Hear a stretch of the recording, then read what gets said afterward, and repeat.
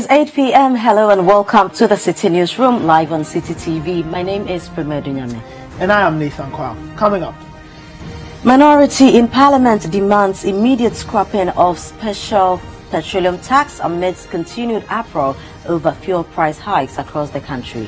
10-year-old uncompleted Teshila Scala Road disrupting business and lives of residents. Citi Newsroom visits the Link Road to hear from business owners and residents. Also coming up, physician assistants call off strike after reaching a compromise with government over conditions of employment and wage discrepancies. Family of 50-year-old woman who died from no-bed syndrome at the Kolebu Teaching Hospital is demanding justice. Also coming up on Citi Newsroom tonight, the management of community toilets at the Town Council line in Accra is fanning tension between residents of the area and the Accra Metropolitan Assembly. We have details of these and many more coming up shortly. Do stay with us.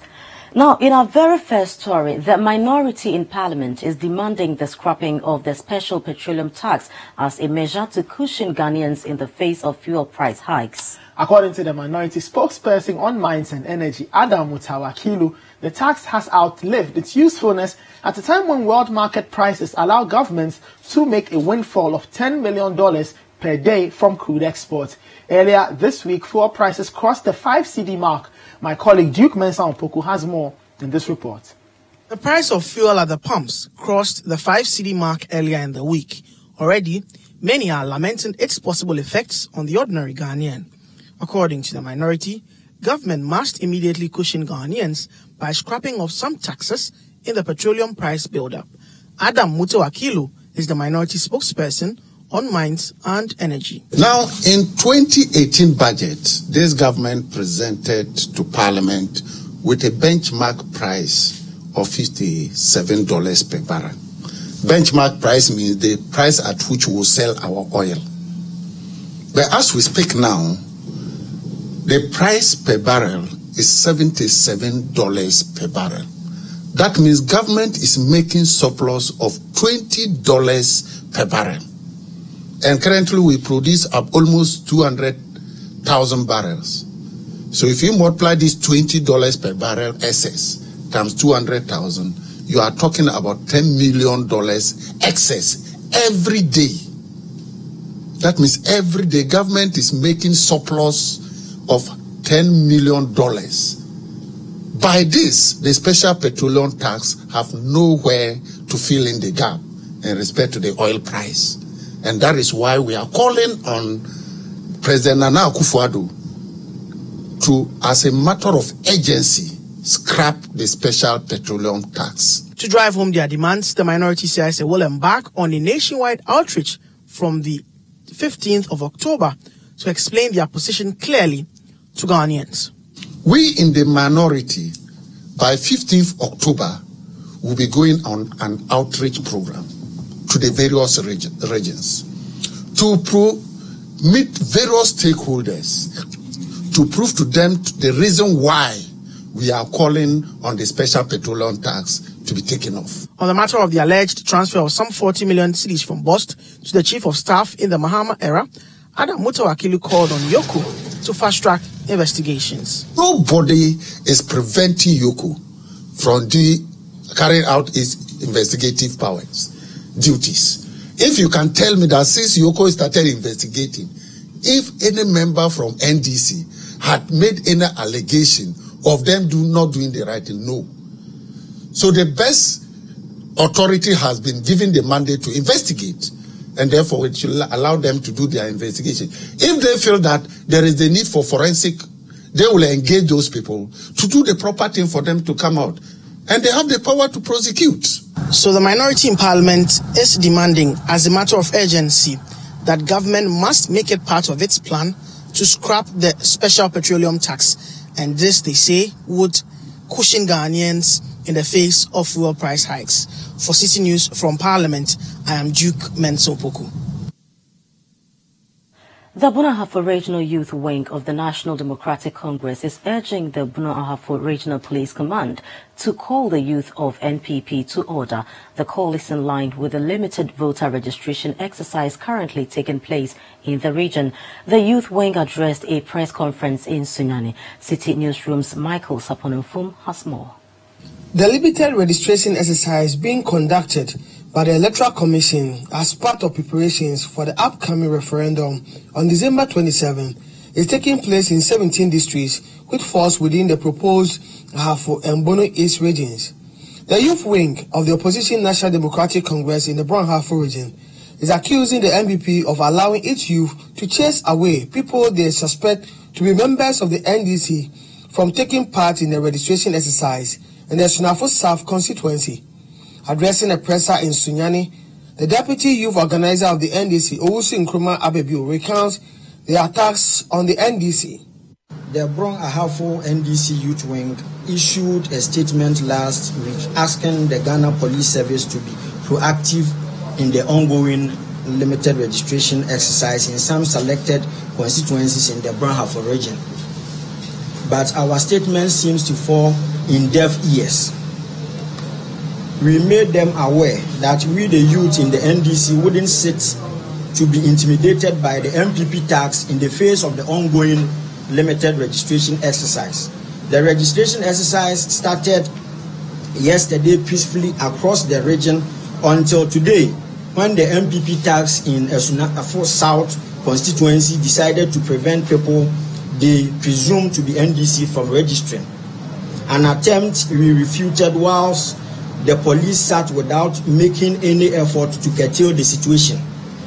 Our team was shocked to see two police officers who were recruited by the MPP youth organizers of the Sunafo South to be the security men in charge of the ongoing limited registration exercise in the Kukum Center. After a protest by our grounds team, two officers were later brought to add up to the two community police officers. The beauty of the process was met with violence when the NDC women organizer and the communication officer of Sunafo South were beaten by the MPP tax. Also, Nkrumah Abebiu urged the police command to act swiftly to ensure peace in the area. He, however, warned they will release their Dragon Forces and Salifu 11 to meet the MPP tax squarely if nothing is done about the situation. This was what we foresaw, which made us threaten to form our own protective groups.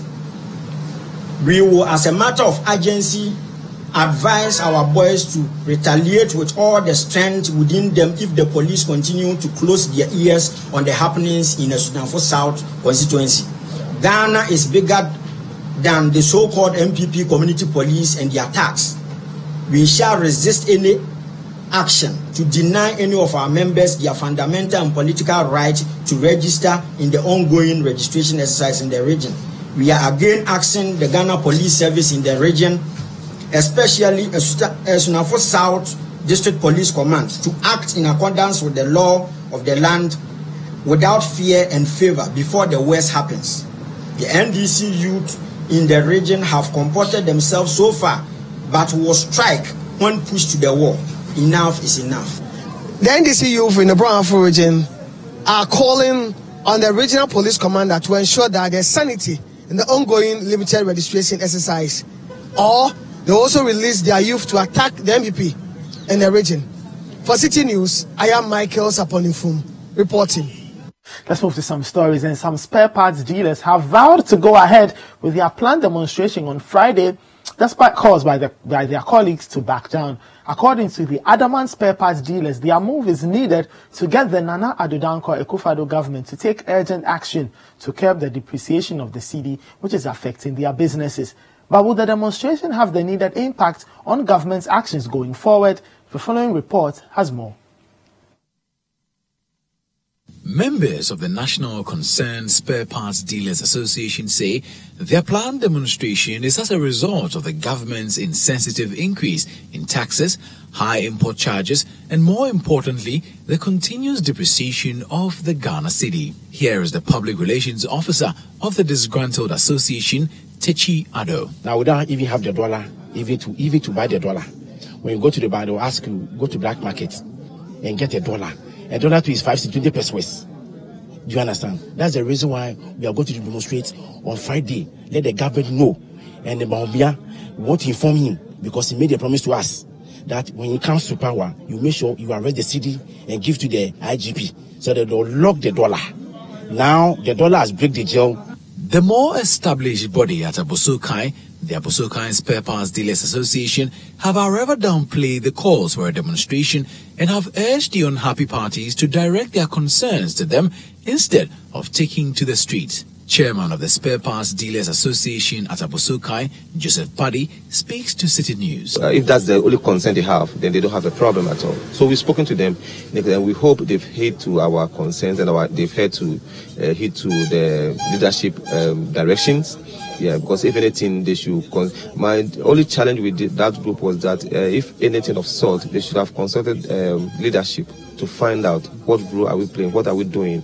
Then if they are not satisfied, then they can go out to do whatever they want to do.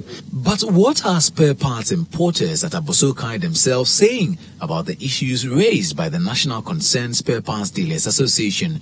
We spoke with some of them. The decline of the city is very worrying, and I must say that it's eroding greater part of our profits. We trade with the dollar. We buy our goods from outside with the dollar. We need to change currencies to get that. And once it keeps rising, it means our capital is getting smaller day in and day out. Just as the importers are unanimous in their answers regarding the problem affecting their businesses, they are also united in calling for urgent action on the part of government. This country is basically a buying and sell economy, as people usually say it. And then if he is not able to, I wouldn't like to say maintain the prevailing rate of the dollar, but at least he should force it down. Sales has gone down drastically. People are really not buying, so they should look at how they are sorting things out for sales to boost back, because if the dollar keeps rising, we manage to bring in the products and sales is not booming. I mean, we'll sit down. The leadership of the Abosokai Spare Parts Dealers Association couldn't agree more. Here is Joseph Paddy. Some of the measures they came out with, they said they are trying to pump in more dollar into the system. And we told them this is a short-term measure, and how sustainable is that program or policy is. So we made a proposal for, in the interim, to free consumers like you and I who buys. We told them that if we can come to a point where, for duty purpose, they can peg the dollar at a certain rate, so that in the next 3 months or 4 months when you are going to clear your goods at the port, what comes to me, whatever happens to the dollar, the rate is still the same. For the National Concerned Spare Parts Dealers Association, they will use election 2020 to teach the government a lesson if nothing drastic is done. Nothing being done, we'll know what to do. We will advise ourselves to 2020, because definitely the president will come here for second time. We'll make sure we punish them as we punish Dramani Mahama. Let's get to some other stories. And the family of a 50-year-old woman who died on Monday at the Kolebu Teaching Hospital after she was turned away over claims there were no beds is demanding that the staff who turned her away be investigated and punished. According to the family, the staff on duty who had no name tags were reluctant to attend to the deceased who was battling for her life in an ambulance. Citi News' Caleb Kuda has the details. 50-year-old Shelamansa Fuga took ill on Thursday, September 13, 2018. Her condition became critical by Friday. She was rushed to a private facility close enough to home, where she was admitted and given some infusions. There was no improvement in her condition by Saturday. The doctor suggested that we refer her to a bigger facility when she's stable, because she was aggressive and she was restless. So I stayed with her throughout the night of Saturday through to the following morning. Her condition worsened and she was put on oxygen. The family was hit with the reality of Ghana's acute shortage of ambulances. Sunday morning we had to arrange for an ambulance service, because it turned out that the private facility we visited didn't have the contact of the closest ambulance service. So I had to make the arrangement myself to get the ambulance, which took some 30 minutes to come to the facility. So my auntie finally was transported to Kolebu Hospital, Kolebu Teaching Hospital, where we were referred to. At Kolebu Teaching Hospital, the desperate family had a rude awakening as they say the health officials on duty defied the Ghana Health Services Directive never to turn away any patient over claims of no bed. The reception was very bad in the sense that the staff over there told us plainly that there was no bed. Prior to that, we had to make the arrangement ourselves. The facility that my auntie was detained in did not have contact with any bigger facility, so we had to arrange for everything else. So we made calls and were given a contact at Kolebu. But when we got to the emergency unit and we asked of the person for us to be given some care, the person said there was no bed and turned us away. The staff instructed a subordinate over there, a lady, to go to the ambulance and try and attend to her, find out what the situation really is. She didn't respond. She was reluctant. In fact, they both didn't care. The family then drove off in anger to another private facility. Here, they had a glimmer of hope until the oxygen ran out. She was stabilized for a while until the facility ran out of oxygen, and we had to refer her to a bigger facility. Sheila eventually died at Ridge Hospital at 4:30 a.m. on Monday, September 17, 2018. Sheila's death has shaken her family beyond words. That is my mommy.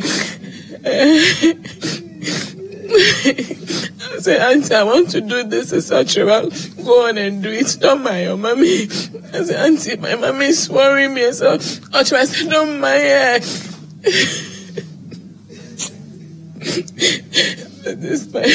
The family of 50-year-old Sheila Mansa Fuga are calling on the government to truly make no-bed syndrome and a weak emergency system a thing of the past to avoid what they think is a needless death. Reporting for Citi News, I am Caleb Kuda. Still on health, the Physician Assistants Association has temporarily called off its strike. The decision to suspend their action follows a meeting held between the government and the association. Last week, over 2,000 physician assistants across the country embarked on a nationwide strike over discrepancies in their salaries and unfavorable conditions of service. In an interview with Citi News, an executive member of the association, Anthony Asariako, says an MOU was signed with the government to resolve all their concerns by the 28th of September.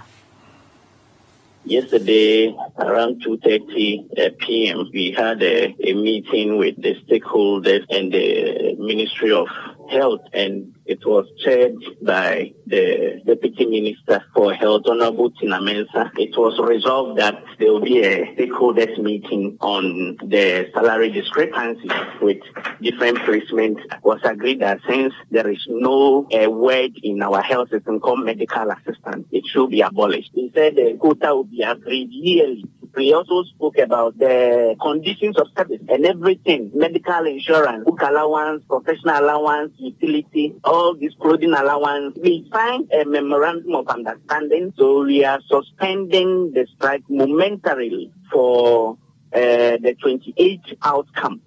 As much as we trust the minister and the deputy minister so much with the resolution as positive as it was, they are also politicians.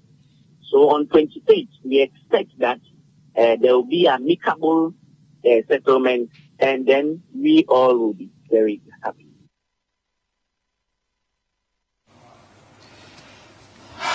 Quite upsetting. Very. The story of no-bed syndrome.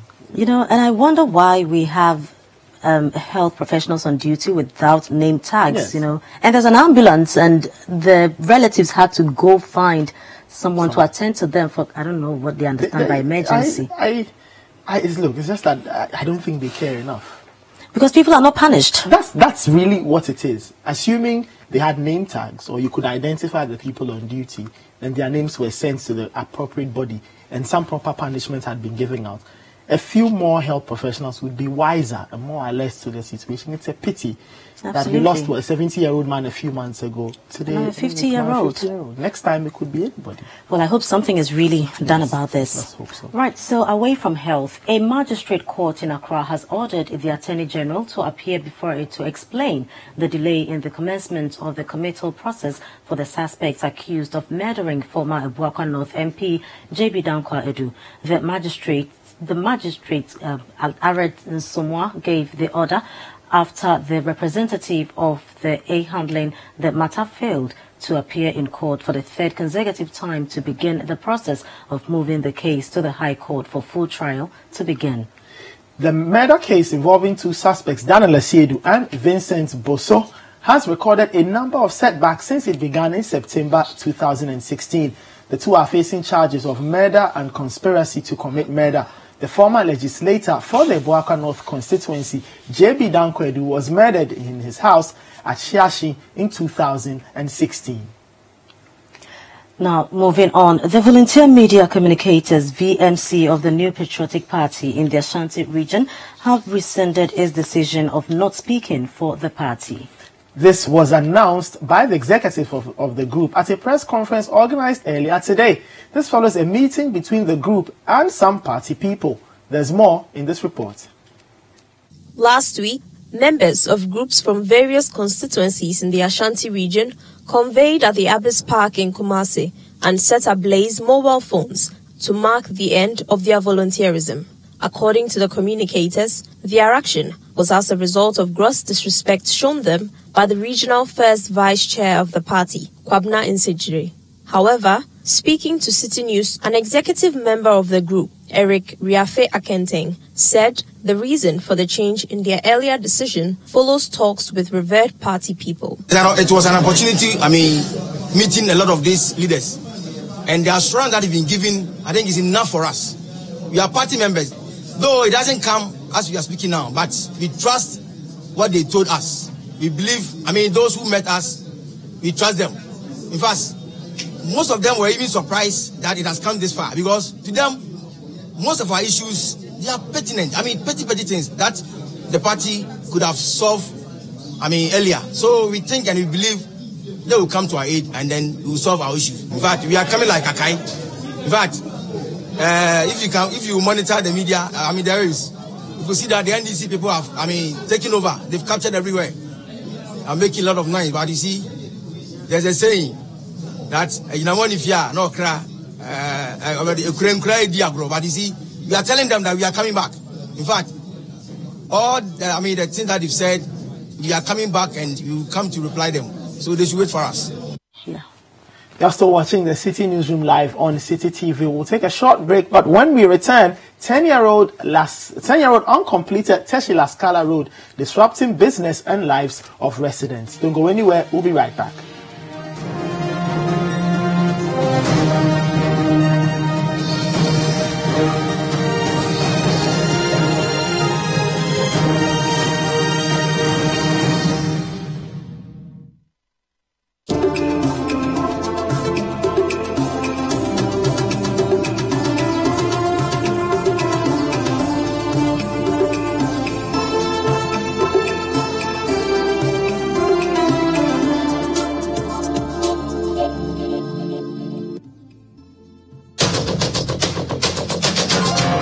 Good evening, this is The Point of View. We're live on Citi TV. Tune in to The Point of View, Mondays and Wednesdays at 9 p.m. as Bernard Avlet takes the news further. He will bring the right guests, ask them the relevant questions, and get you the real insights you need on the big stories for the day. We need taxes to run the economy. How do you do it sensibly and have the least pernicious effect in terms of cascading through the economy? And I think that is the thinking that is required. It's not a denial that we need taxes, and I think that is the difference in the two administrations. The Point of View with Bernard Avlet, Monday and Wednesday nights, only on Citi TV.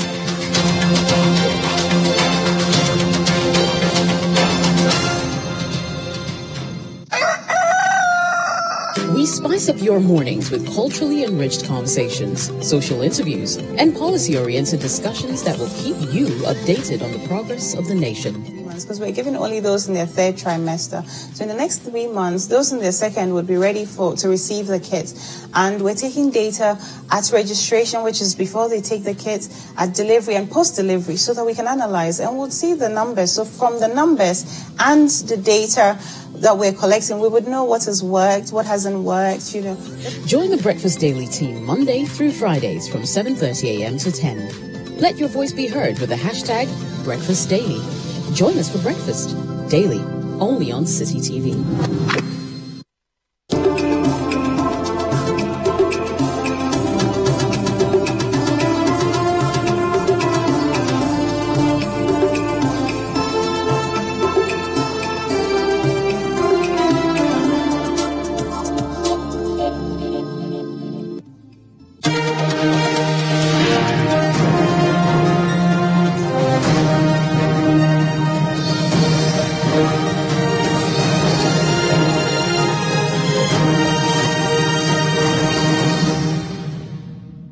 Hello again. The state of the Wahabu Tumu Road in the Upper East region is one that is causing considerable inconvenience to users. The stretch is among the worst roads in the country and is, according to locals, hindering economic development, especially for farmers. Citi News Upper West Regional Correspondent Muhammad Latif travelled on the road and interacted with some road users. The Wahabu Tumu Road currently serves as the major road connecting the northeastern parts of the Upper West region to neighboring Burkina Faso, as well as parts of the Upper East region. The road also links 3 districts to the Upper West region, namely Sesale East, Wa East, and the Frema Isa to the regional capital, Wa. However, the nature of the road is nothing short of a death trap, with deep potholes and gullies. Due to the significance of this road, which spans about 160 kilometers, its refurbishment has been used as a campaign promise by political parties aspiring to lead the country since 1992. Traveling on the road is increasingly becoming a nightmare for drivers and passengers alike. 36-year-old Kasim Al-Hassan has been plying the road for the past 6 years. Already, that is too bad. We don't know whether we don't have the ministers or we have the ministers. Because the road always it could be like this. Now, if we go to Tumu and come, you have to go to Magazine every day. If not, you can't do anything again. Now, the money that we have, we use it to buy fuel and go to Tumu and come. We can't get anything. The money that we get, we use it for maintenance. So now, we don't have anything to do. And we don't have any work. We have to do that work. So we are begging the ministers and then the government to help us and do the road for us. The plight of this driver adds up to that of many other commuters who blame successive governments for neglecting their incessant cries to have the road fixed. Yeah, in fact, the road is very terrible. A road which you can easily use about 3 hours to 1. Now you are using more than 5 hours or something like that. And the road, before you get to your destination, it's very bad.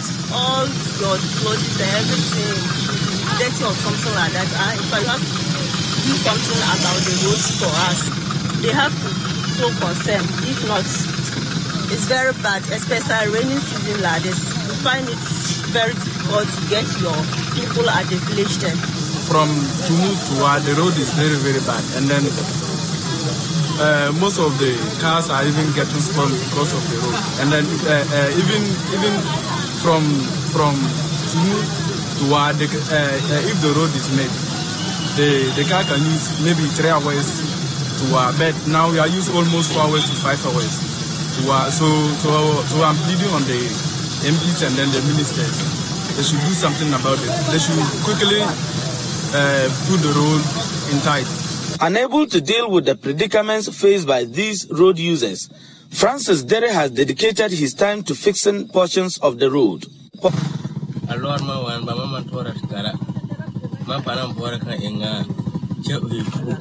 adegayin kaloro wane ona bantale ko bala para ngala sunuma ko nganda ma wagara yaga kanni nanu tuma lamma man yirko adana kakina pajinga bi kakina lodinga ndibe na wando gi so blade de ba bora ana be ma yaga kambal ba gara ngaiba o tara lore to ona ya obature jinga. We stay with roads and the deplorable nature of the road linking Teshin La Scala to the main Spintex road continues to negatively impact businesses along that stretch. Businesses continue to fold up owing to low patronage as a result of the deteriorating road. The 7.5-kilometer stretch, which remains uncompleted 10 years after its construction began, continues to wear off, posing varied dangers to residents, motorists and traders alike. There is more in the following report.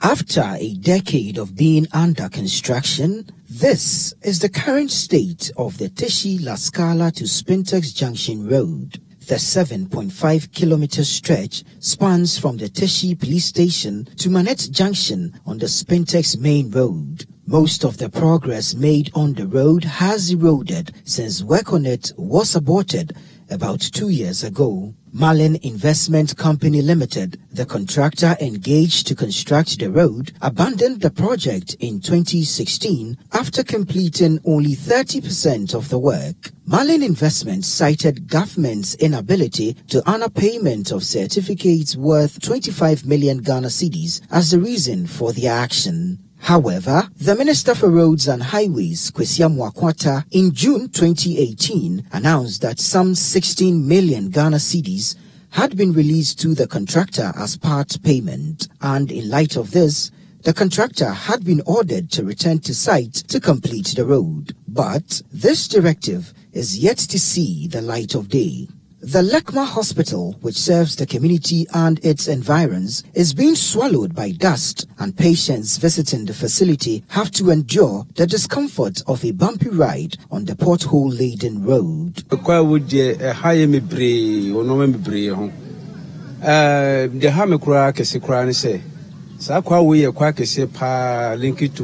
From the Teshi La Scala or Teshi Police Station to Spintex. Ka omijia ka boboy pa chere say a house na hospital ka se pa so e wo I friend like man. Na sometimes bi o abun say obi nyim anas obi jare ne de ne kwa e bre pa mfutro nso so to ateche.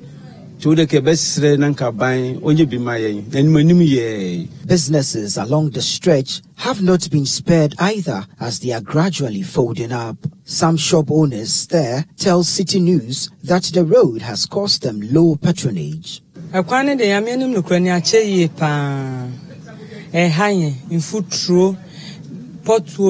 Like cars, ye juma kra na tumi kra na emfa haye and from fence kofo abreso mo started so mo ye kofo abreso mo aba betwa so edin futuru aba begu so atamesa aba mahama aba nananso aba omo hina eguso aba bedu abato na no mo hina aba no mo de ya tekrete aba bejuru so amanya no mo agya no konfuturu na ha adwen stores kra wa bo se dust na adenti me say ntumi hihya flowers in fence abonte because oba hihya flowers no obi ba na ho aye dust so onto nti de bia no na flowers ni go inside but at least wo hihye de si abonto obi twom ebe ne fe na wato e me business we your customers dey e ko for me business ko for at least o mo atumi aye kura na anka cars betwam wa ha e ko enyom se ase ache jama e business enko so obi abeji so akura na wasa adwane ama you say me the whole day kura making ade ba ko pe na me do plywood ba ko pe we di bu ba mani and so be me tax. It going for cancer for Suska. And you know, say one may corner my you mean that you know, ever had my painting, my painting 2 times. We come as a painting to be in Futru. Now, say, you this car to a council, mammy to paint Papa Sylvia to talk back about it by a year ago. This is the 3rd time I'm a painting selfie within 7 years in it. So my acquire my piece of market is so through my. I'm will be a bit of a story. Yeah, because me the money pay me no. Actually, I 2 years. no say man no o say ento wi wa so kwa ba kura ento it is am so na ha me. In fact kwan ya amuye a ese na amuye kwan ma no enfutu a high wa senye enfutu ketwa enfutu ne rata isrim my customers crap where I'm tired wa say no I'm complaining say on ba the way that's the room car mu na am ka ne ho ye no e ma areto crap ya nkoso amuma I say bi ayen de ade na am boto no egosiom e wo bi abaso kan ana say baby had am time e ye betra sa ne enfutu ne sa. They have therefore appealed to government and other responsible authorities to expedite the completion of the road. Businesses along the stretch continue to complain about the impact that the dusty nature and bumpy nature of the road is having on their businesses. Over the years, this road and its completion has become a campaign promise among successive governments. Will this be another of their rhetorics, or will indeed our politicians move their contractors to site and help complete this road to reduce the burden on businesses in this area? Reporting from Lekma, my name is Natufo Boateng for Citi News. Let's get to some other stories. And after failing to meet the 19 September deadline of operating the suspended Gold Vault Market, Men's Gold Ghana Limited has extended the suspension of its Gold Vault Market business to September 28 this year. Citi News checks at some branch offices of Men's Gold in Accra revealed that a number of Men's Gold customers were denied access into the office complex of Men's Gold. There's more in the following report. This decision was contained in a letter addressed to customers and the general public. The letter cited factors beyond the control of the company as reason for the postponement. Anxious customers massed up at the East Legon branch demanding answers. An aggrieved customer who could not access the facility spoke to Citi News on condition of anonymity. She threatened to sue the company. We are sounding a caution to them that the government has been on them. The next one will be as clients being on them. If the government wasn't able to bring them down, we the masses will bring them down. We give them up to the 28 that they've said right now. If we don't see any favorable terms from them, the next action will be a class action against Men's Gold. At the headquarters in Jolu, customers had more questions to ask after an official of Men's Gold addressed them. We want to find out from the SEC whether what Men's Gold is telling us is true. Men's Gold is telling us that SEC has told them not to pay us, the customers, until they sort out their issues with the SEC. And if that's the case, I want to say that is very unfair, because the customers should not be affected by whatever problem Men's Gold has with the regulator. We want to know from the SEC that are they the ones who have withheld Men's Gold from paying us, either our principal or extra values, so that we know the way forward. Meanwhile, the head of communications at Men's Gold Ghana Limited, George Quao, has expressed optimism that the concerns of customers will be addressed after a meeting scheduled with the SEC. And that includes the Securities and Exchange Commission.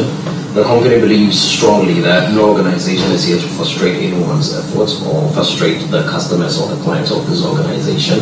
And so we are pretty hopeful and have absolute faith in the system that is being run right now regarding all these interactions. And in consultation with our legal advisors, the company chose that date to meet, its demands from the clients. So yes, the company is hopeful that come 28th of February, which really takes us 28th of September, which really takes us into the first week in October, the company would be able to meet its extra value, mature extra value demands from customers.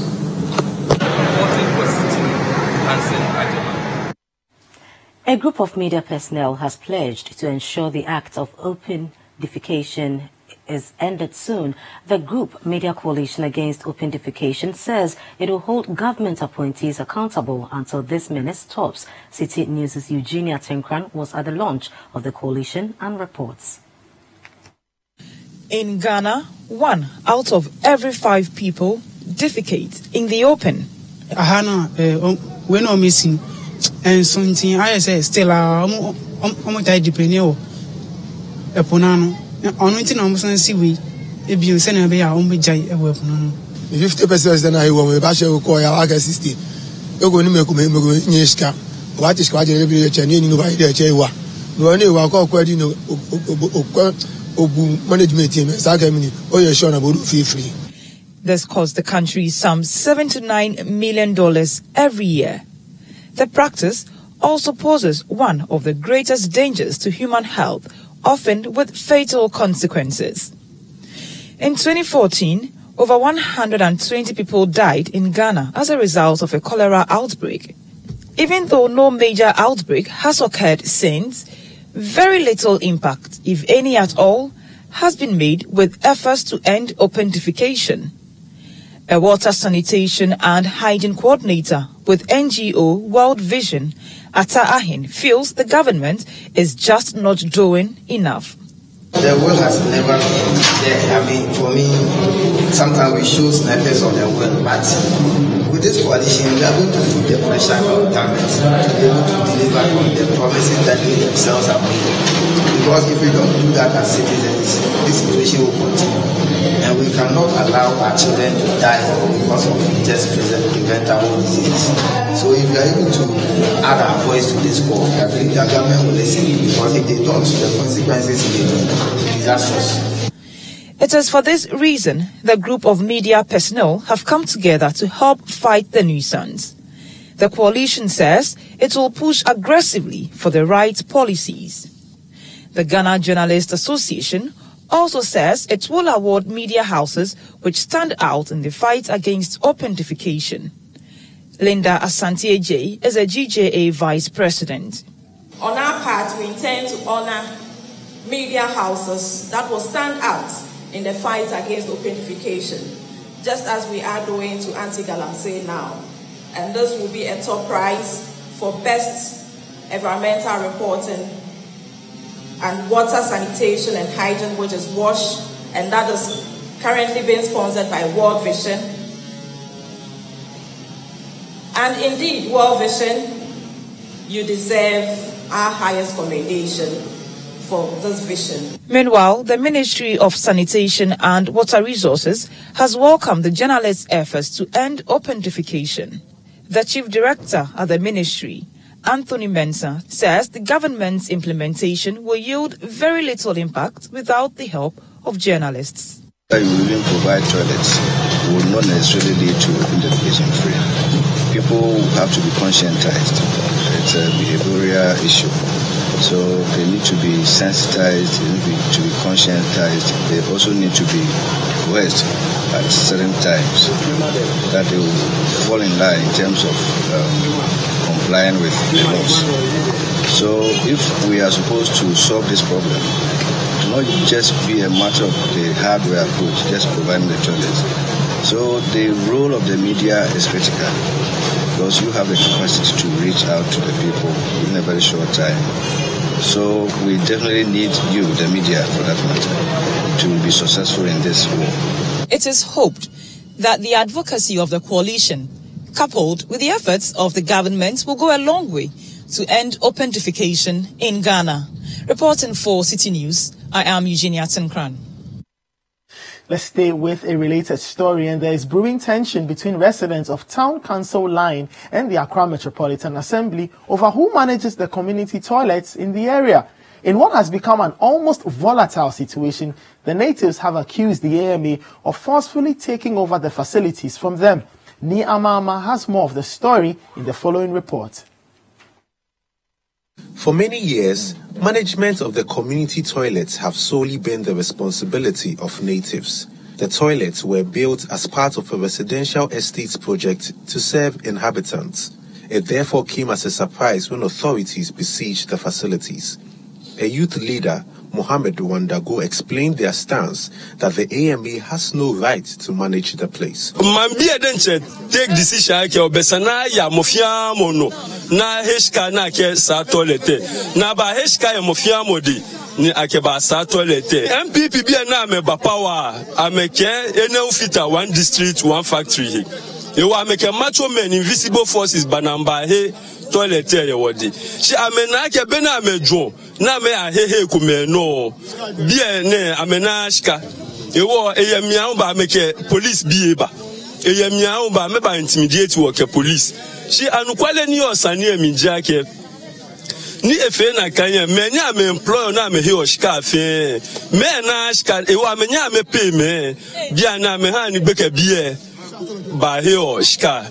According to residents, the toilets have been mismanaged by the authorities since the takeover 8 months ago. Further worsening their plight, the facilities have been marked for demolition to make way for a clinic and road project. This has sent the residents into a state of frenzy.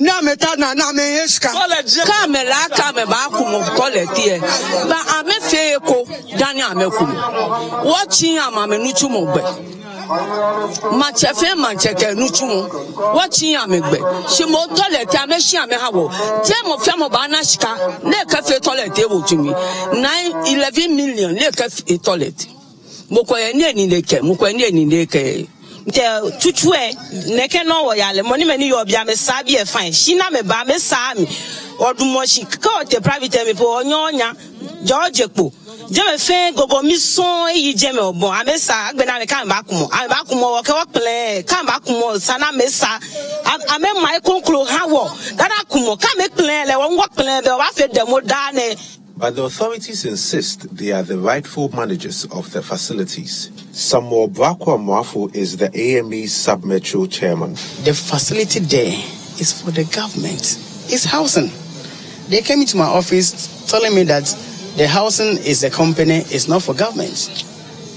They came to my office, arguing on that. And I was like, where did they get all this from? They should go to the housing and ask them, the chairman of the housing, who appointed the chairman, is the government. So the facilities there at the community is for the government. The people here are unhappy about the current state of their toilet facilities, and they say that if government is unable to properly handle them, then they are more than willing to take over the management of the community toilets. Reporting from the town council line here in Accra, my name is Ni Ama. Right, so it's still live on Citi Newsroom here on Citi TV. We have more news coming up shortly. Don't go away.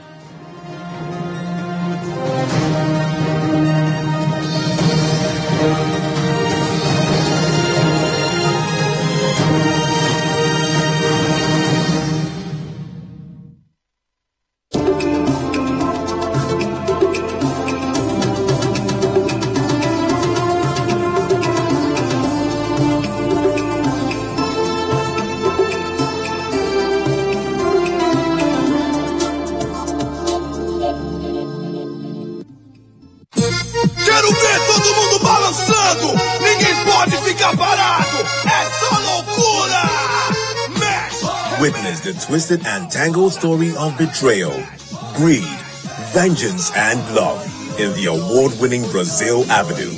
Carminia, a woman led by greed, gets rid of her husband, who is Rita's father, and sends Rita away to a filthy landfill. Rita finds love in Batata, but they are soon separated by adoption into different families, far away from each other. Many years later, all paths cross again, as Rita, now a renowned chef, seeks to pay back her stepmother for taking away her happiness as a child. It's a story of twists, turns, suspense, and thrilling action in Brazil Avenue. Brazil Avenue, coming soon only on Citi TV. Brazil Avenue.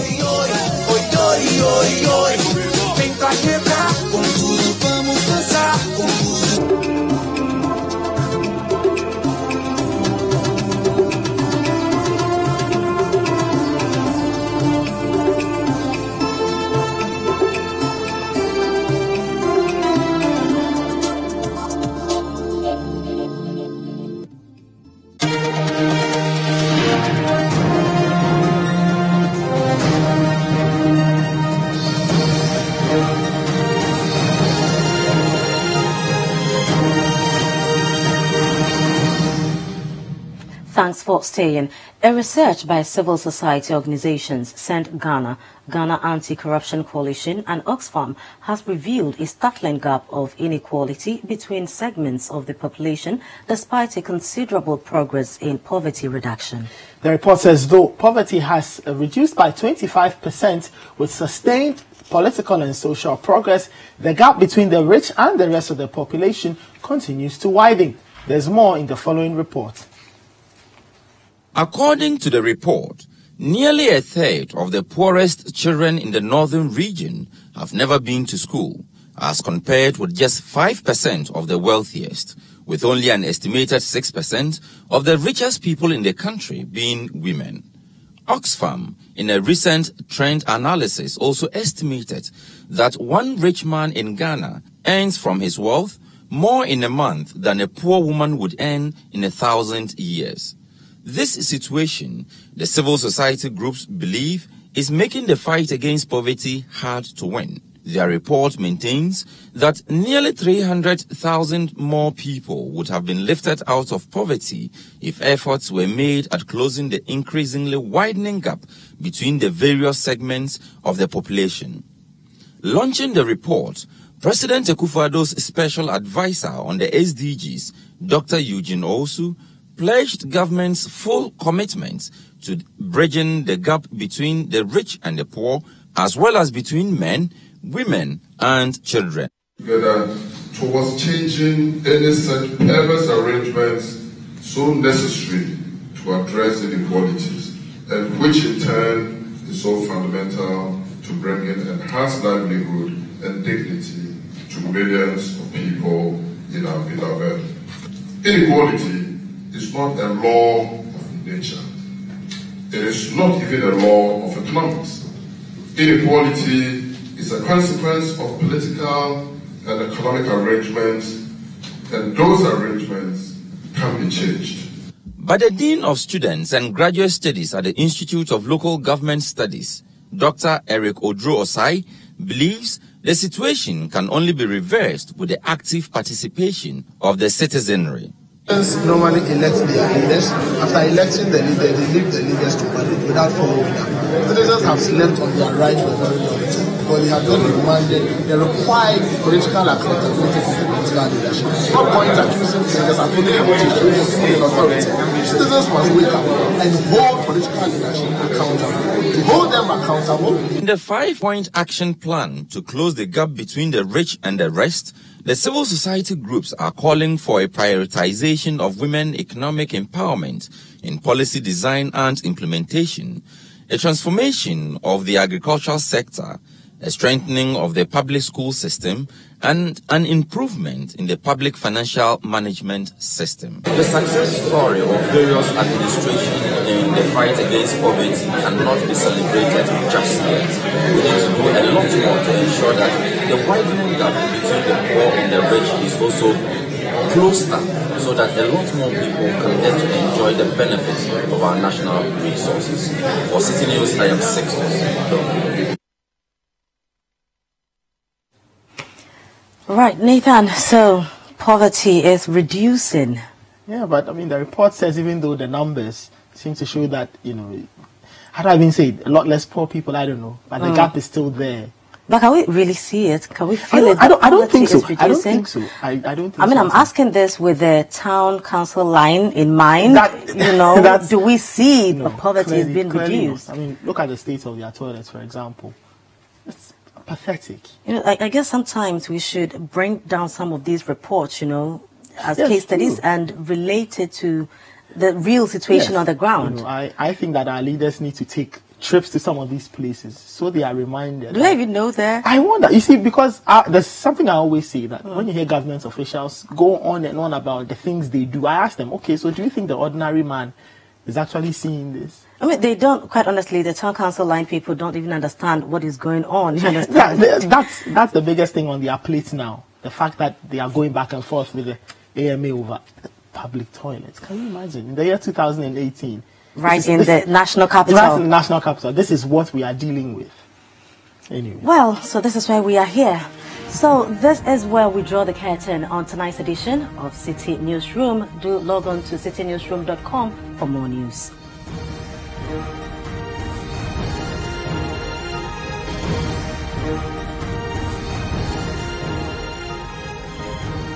My name is Frema Adunyame. And my name is Nathan. Have a great evening and thank you for watching.